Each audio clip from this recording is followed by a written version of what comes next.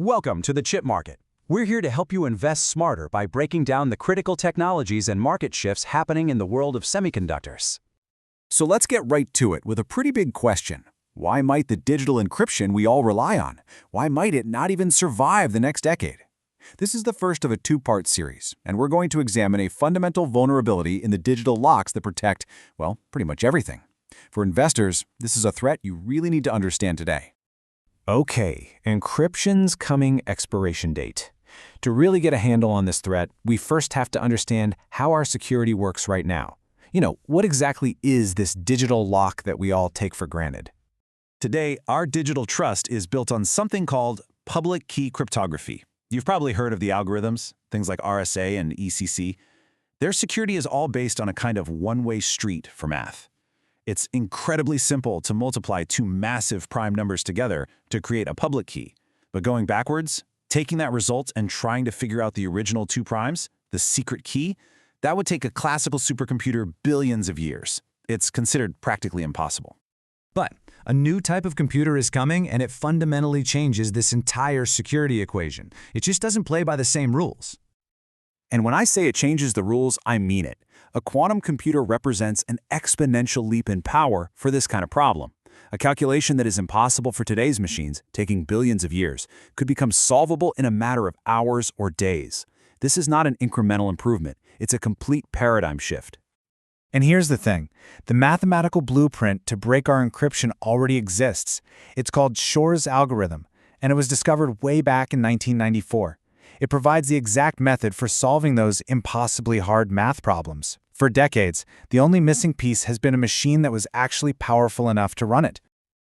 This brings us to why this is an immediate problem, not some distant one.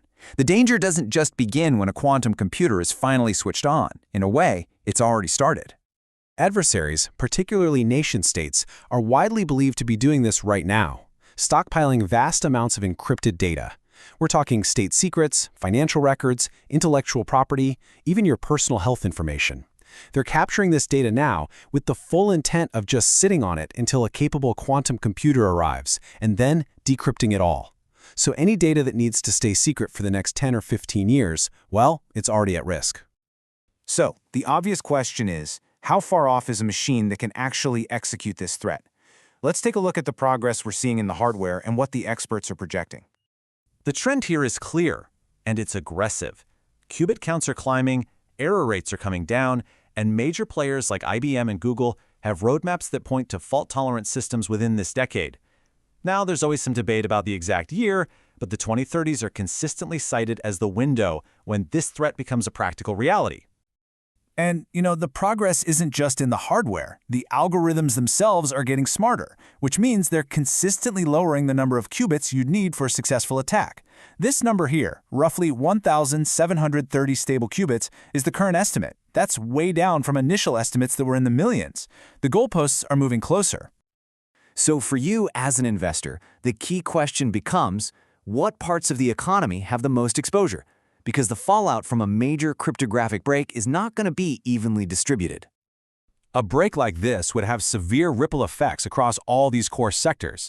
In finance, you could be looking at forged transactions. In healthcare, the exposure of lifetime patient data. And for governments, it represents a catastrophic national security failure. We're talking about the integrity of our most vital systems being at stake.